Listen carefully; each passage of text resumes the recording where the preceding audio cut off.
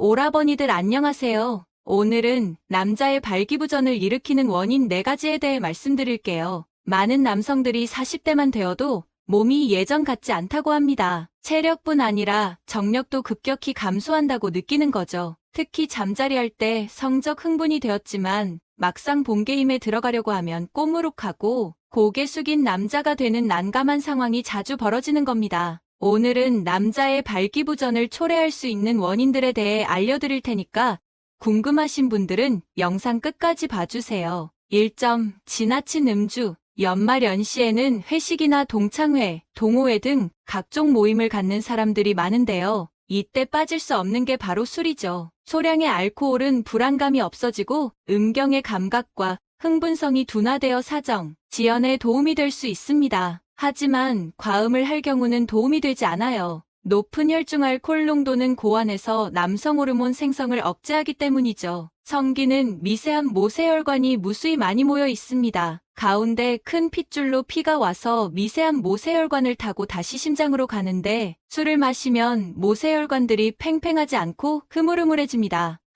한국성건강센터 홍성무 교수는 술을 먹었을 경우에는 감각이 둔화되기 때문에 발기가 이뤄지게 하기 위해서는 몇 배의 노력이 필요합니다. 또한 대부분의 남자들은 술을 많이 마시고 관계를 가지면 발기가 안 되는 경험을 많이 했기 때문에 일부러 음주 후 잠자리를 피하는 사람들도 종종 있습니다. 라고 말합니다. 대체로 20에서 30대 초반의 남자들은 음주 후 성관계가 가능하지만 나이가 많을수록 발기와 사정이 잘 안 되는 경향이 나타난다고 덧붙였어요. 그렇지만 소량은 음주는 성생활에 도움이 됩니다. 홍성무 교수는 잠자리 전 분위기를 위해서 소량의 와인, 소주, 맥주는 좋습니다. 특히 부끄러움을 잘 타는 남자한테 술은 용기의 묘약이 될 수 있어요. 맥주 한 컵, 와인 한 글라스, 소주 한 잔은 심리적 억제 요인을 제거하고 잠자리 시간까지 연장해 성실력을 개선시킬 수 있습니다. 라고 말하며 성관계는 로맨틱한 분위기를 제대로 살릴 수 있는 남자가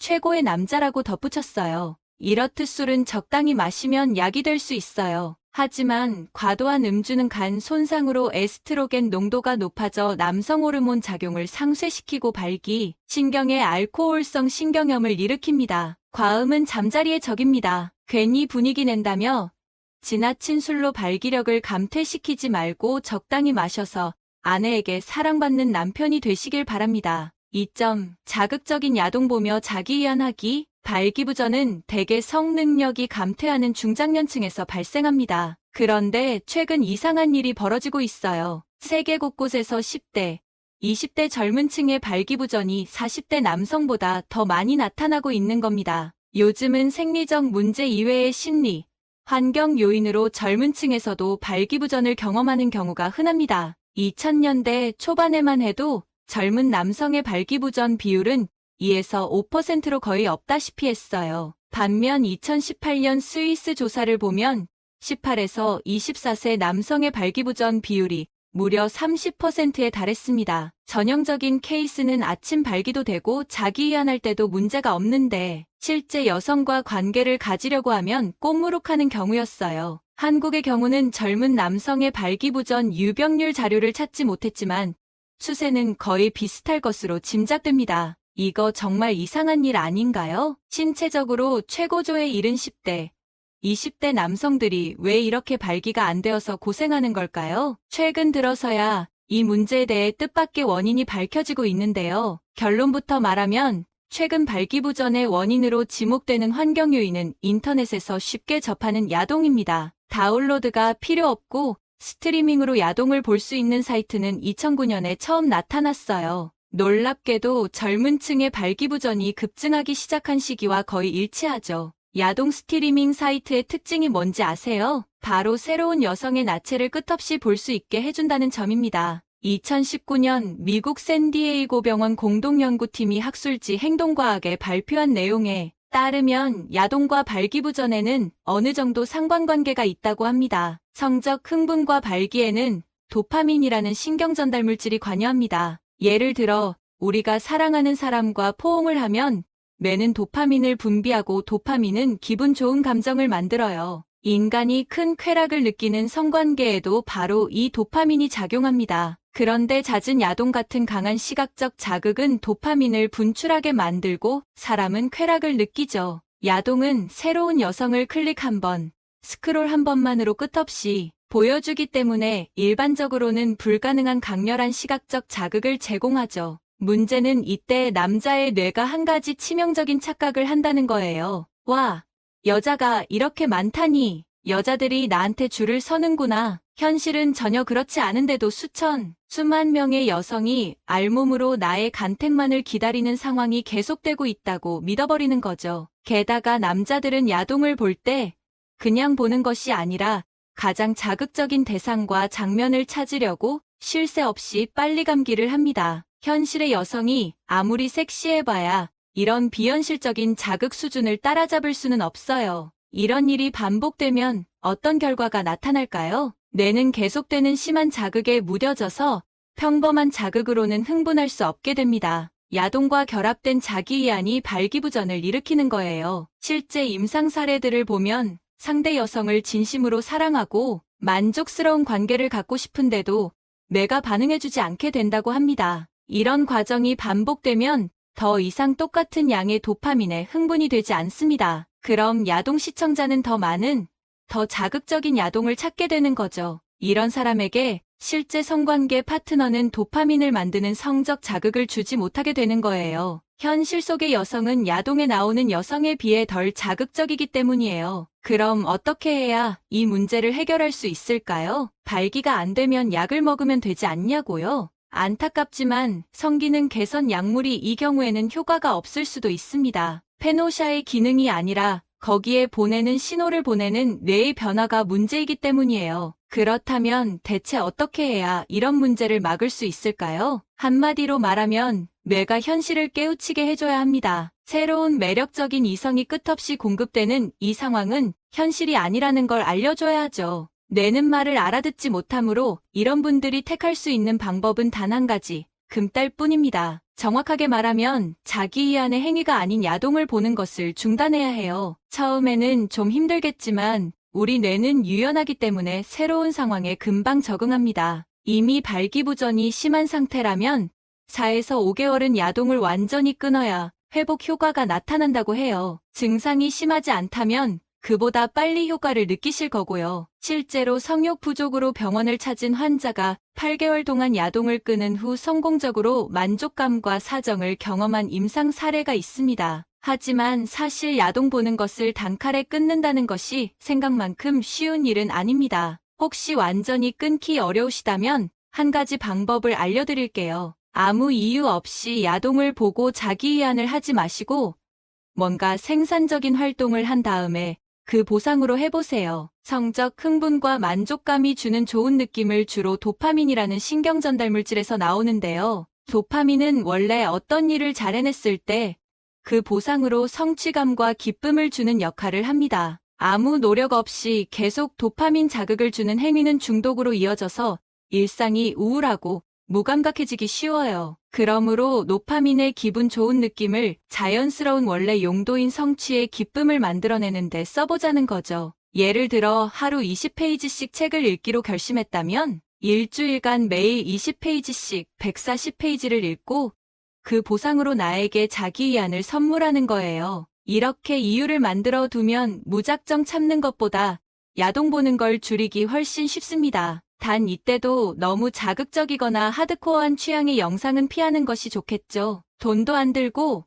기분도 좋고 자기 개발도 하고 야동 보는 것도 줄일 수 있으니 정말 유익한 방법이죠. 그렇다고 너무 우울해하실 필요는 없어요. 자기이완 자체는 문제가 없답니다. 야동을 보면서 하는 게 문제인 거니까요. 3점. 복부 비만. 과도한 영양 섭취로 인한 복부 비만은 발기부전을 유발할 수 있습니다. 발기부전은 성생활에 필요한 발기가 제대로 이뤄지지 않는 증상을 말하며 발기되지 않은 상태가 3개월 이상 지속되었을 경우 발기부전으로 정의할 수 있어요. 특히 포화지방산을 많이 섭취하면 내장 지방이 쌓이면서 발기부전의 직접적인 원인으로 작용할 수 있습니다. 그 중에서도 삼겹살 등의 육류에서 발생하는 동물성 기름은 비만의 주범이라고 할 수 있죠. 쇠기름, 돼지기름 같은 동물성 기름에는 포화지방산이 함유돼 있어요. 상온에서 굳는 포화지방산은 비만, 동맥경화, 이상지질혈증을 유발하고 내장지방에 의해 복부 비만이 심해질 경우 핵심적인 역할을 수행하는 남성 호르몬 테스토스테론이 감소하기 때문입니다. 따라서 일상생활에서 발기부전을 예방하기 위해서는 갈비, 삼겹살 등의 과도한 섭취를 피하는 것이 좋으며 패스트푸드 섭취는 자제하고 되도록 살코기를 섭취하되 기름기는 제거하는 것이 좋아요. 미국 임상영양저널의 연구에 의하면 햄버거를 자주 먹으면 성기능이 저하될 수 있답니다. 햄버거 같은 고지방 식품은 몸속 혈관을 막아 혈액순환을 방해하는데 이는 발기부전으로 이어질 가능성이 크기 때문입니다. 또한 하버드대의 연구에 의하면 트랜스 지방이 많은 패스트푸드를 즐겨 먹는 남성의 경우 건강한 음식을 먹는 남성에 비해 정자의 질이 떨어진다고 밝혔어요. 신선한 야채, 곡물, 과일, 생선 등 골고루 음식을 섭취하는 것이 성기능에 큰 도움이 됩니다. 4점, 수면 부족, 잠을 제대로 못 자면 발기가 잘 안 된다고 합니다. 시카고 대학 연구에 따르면 남자는 잠이 일주일만 부족해도 남성 호르몬인 테스토스테론이 뚜렷하게 줄어든답니다. 20대 중반의 건강한 남성을 모아 일주일간 하루 5시간만 재운 뒤 피를 뽑아서 호르몬 상태를 검사해본 결과예요. 이 호르몬 효과가 어느 정도냐 하면 나이를 10년에서 15년 정도 더 먹은 정도와 같다고 해요. 테스토스테론은 남자의 성욕을 높이고 에너지를 주면 더 진취적이고 활동적으로 만들어주는 호르몬이에요. 테스토스테론이 줄어들면 발기의 질이 떨어집니다. 실제로 심한 무호흡증이 있는 사람은 잠을 잘 못 자는 탓에 발기부전이 생길 수도 있다고 해요. 지금까지 남자의 발기부전을 일으키는 원인 4가지에 대해 말씀드렸어요. 다시 한번 요약해드리면 1점, 지나친 음주, 2점, 자극적인 야동 보며 자기위안하기, 3점, 복부 비만, 4점, 수면 부족. 이제 오늘의 다음 콘텐츠로 넘어가겠습니다. 사랑과 로맨스는 없고 쾌락만 추구하는 바람둥이 유부녀들이 많아졌습니다. 그렇다면 이 많은 유부녀들은 도대체 어디서 외도를 하는 것일까요? 오늘은 이것에 대해 이야기해보고자 합니다. 오늘은 여자들의 탈선 장소와 실태에 대해서 이야기해 보겠습니다. 유부녀들이 남편 몰래 바람피는 장소는 어디일까요?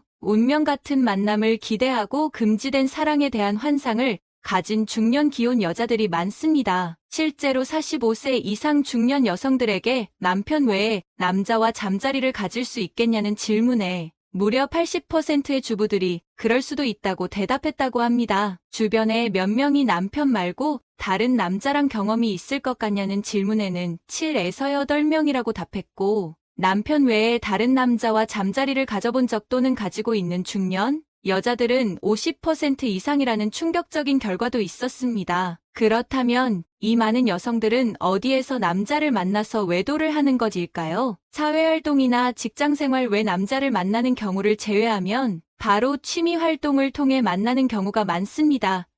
취미활동도 등산, 헬스, 배드민턴 등 다양하고 코로나 이후 온라인 채팅으로 남자를 만나는 사람도 많아졌죠. 이렇게 흔하게 일어나고 있는 그녀들의 탈선에 대한 실태와 장소를 구체적으로 알아보겠습니다. 아직 모르고 계셨다면 영상을 끝까지 봐주세요. 첫 번째, 등산입니다. 여러분도 많이 들어보셨을 익숙한 등산부터 시작해 보겠습니다. 실제로 중장년의 취미생활 1위가 등산이라고 합니다. 하지만 등산만으로는 뭔가 아쉽고 섭섭하지 않겠습니까? 같이 산에 다니다가 내려와서 막걸리 한잔하면서 눈이 맞거나 애초부터 불륜을 목적으로 산악회에 가입하는 일까지 흔한 일이 돼버렸습니다. 혼자서 산에 가는 등산객들은 이성의 접근을 거부하는지 허용하는지 표시까지 해야 하는 상황이 됐죠.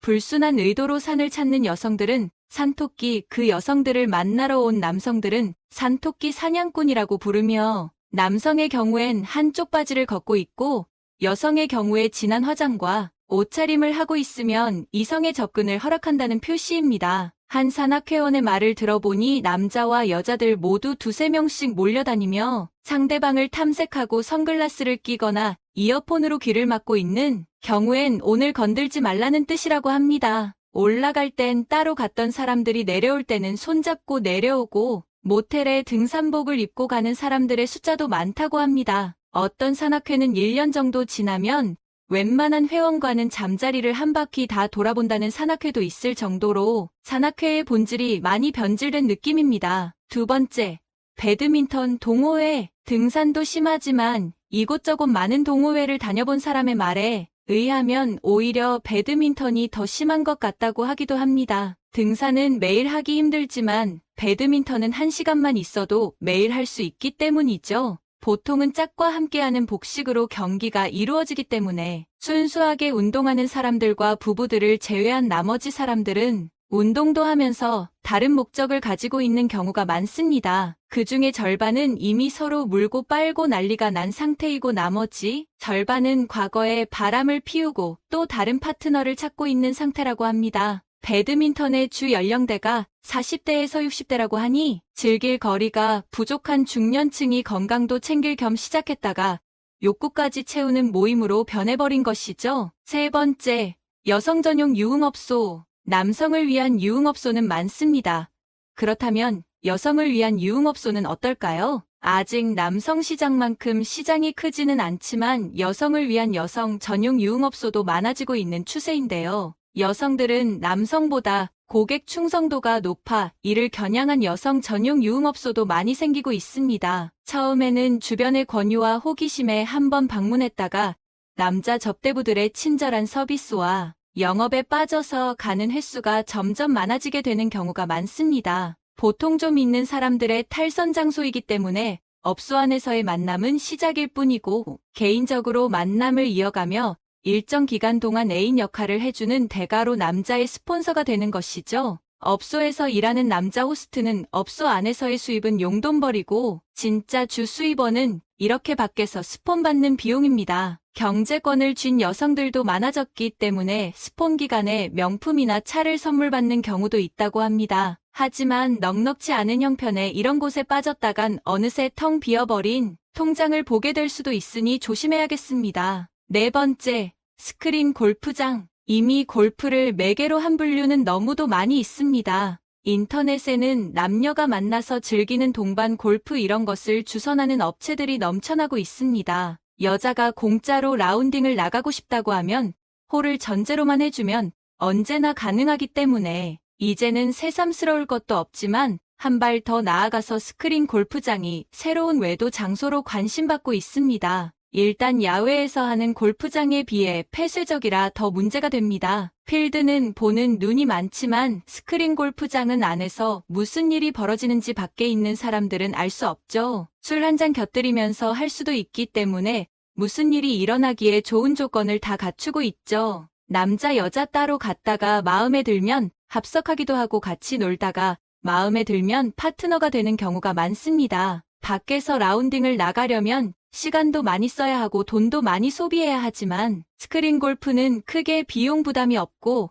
어두컴컴한 시간에도 할 수 있으니 시간의 제약 또한 없습니다. 처음엔 스크린 골프를 하면서 만나 간도 보고 스킨십도 하다가 마음이 맞으면 필드로 나가는 경우도 많습니다. 이를 목적으로 아예 남녀의 짝을 맞춰주면서 술을 팔아 매출을 올리는 스크린 골프 연습장까지 있는 상황입니다. 다섯 번째, 오픈 채팅방. 대다수의 불륜의 시작은 온라인으로부터 시작됩니다.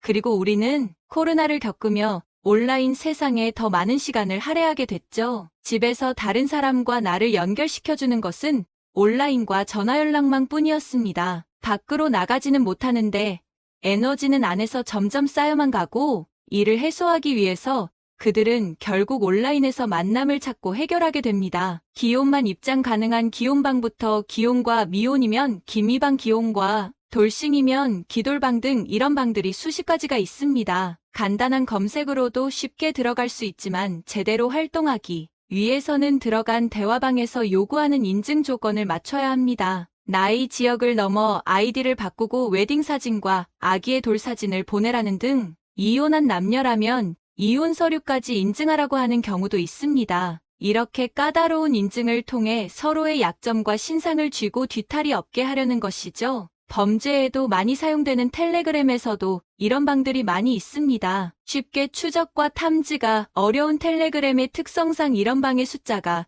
점점 늘어나고 있으며 카카오톡에서 텔레그램으로 유도해서 텔레그램에서 본격적으로 활동을 시작하기도 하죠. 여기서는 천국방이라고 부르며 본인의 나체 사진 등을 가입할 때 요구하기도 합니다. 이 만남들에선 특히 기혼자들의 인기가 많습니다. 기혼자들은 배우자와 자녀에게 걸리지 않기 위해 서로 조심해야 하고, 이런 사정을 잘 아는 이들은 동질감과 함께 오히려 그런 상황과 조건들이 안전하다고 생각하는 것이죠. 불륜의 파트너로서 미혼과 돌싱보다 기혼자를 선호하는 이유입니다. 운동 동호회들도 인터넷으로 시작하는 경우가 많았는데, 이것은 아예 처음부터 작정하고 만들어진 것들이기 때문에 운동 동호회들의 업그레이드 버전처럼 느껴지기도 합니다. 중년분들뿐만 아니라 20대 후반 30대 초반의 젊은 기혼자들도 많이 있으며 지역 모임을 통해 많은 만남을 가지고 있는 것으로 밝혀졌습니다. 휴대폰 하나만 있다면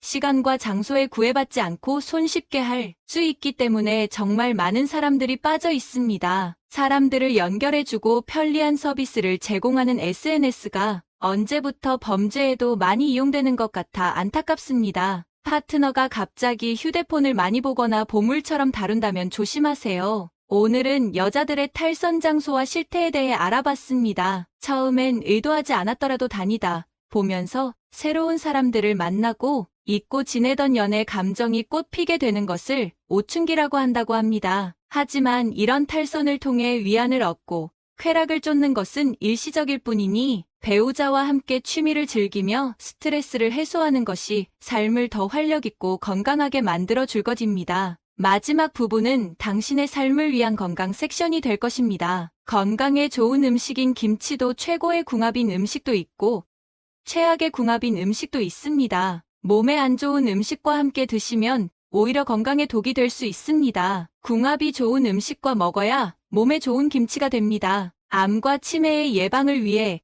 김치찌개와 최고의 궁합인 음식과 최악의 궁합의 음식을 알려드리겠습니다. 우리는 음식을 먹을 때 음식 하나만 먹지 않습니다. 하나의 요리에도 다양한 식재료가 함께 어우러져 있습니다. 좋은 음식 궁합은 영양을 높여주고 건강에 큰 도움이 되는데요. 나쁜 궁합의 음식을 드시면 암과 치매까지 불러올 수 있습니다. 식재료에는 모두 각각의 좋은 영양 성분이 있습니다. 그 성분을 알고 잘 섭취하는 것이 건강을 위한 최고의 습관입니다. 자, 오늘 소개해드릴 음식은 한국인의 대표 음식인 김치찌개입니다. 김치는 한국인을 대표하는 음식으로 몸에도 정말 좋은데요. 열량도 낮고 발효되어 장 건강에 좋고 매운맛을 내는 고춧가루에는 캡사이신 성분이 들어있어 우리 몸의 신진대사를 원활하게 하고 혈액순환을 돕는 역할을 합니다. 그리고 식이섬, 유화, 비타민, 무기질 등의 영양성분이 풍부해서 고혈압, 성인병 등 각종 대사질환 예방에도 효과적입니다.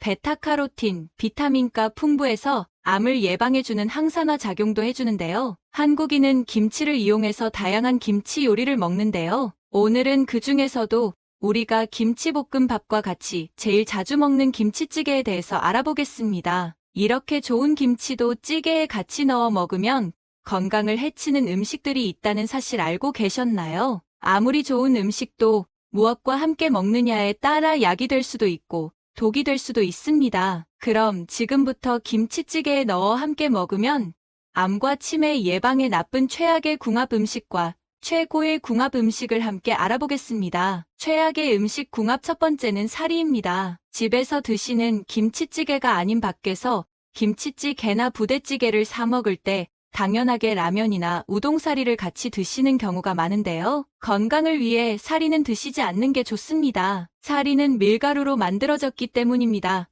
밀가루는 탄수화물 함량이 높은 고탄수화물 음식으로 혈당 수치를 높이고 인슐린 저항성을 높여 우리 몸에 만성염증을 일으키는 주된 원인이 되는 음식입니다. 혈당이 높은 밥과 국물을 이미 드신 상태에서 고탄수화물인 사리를 함께 드시면 혈당 수치를 급격하게 상승시키게 됩니다. 이런 식습관이 쌓이고 쌓여 우리 몸의 염증을 높이고 암과 치매를 유발하게 됩니다. 김치찌개를 드실 때는 라면이나 우동, 수제비 같은 각종 사리를 드시지 마세요. 최악의 음식 궁합 두 번째는 스팸입니다. 스팸은 김치찌개나 부대찌개에 제일 많이 드시는 궁합 음식입니다. 추석이나 명절에 스팸이 들어있는 선물 세트를 받는 경우가 많아 집에 스팸 하나씩은 다 가지고 계실 텐데요. 스팸은 나트륨이 가득 차 있는 지방 덩어리로 김치찌개에 넣어 드시면 안 되는 음식입니다. 영양 성분도 나쁘고 유통기한을 길게 만들기 위해 다양한 건강에 좋지 않은 첨가물이 들어 있습니다. 그 중에서도 위험한 성분은 카라기란과 아질산 나트륨입니다.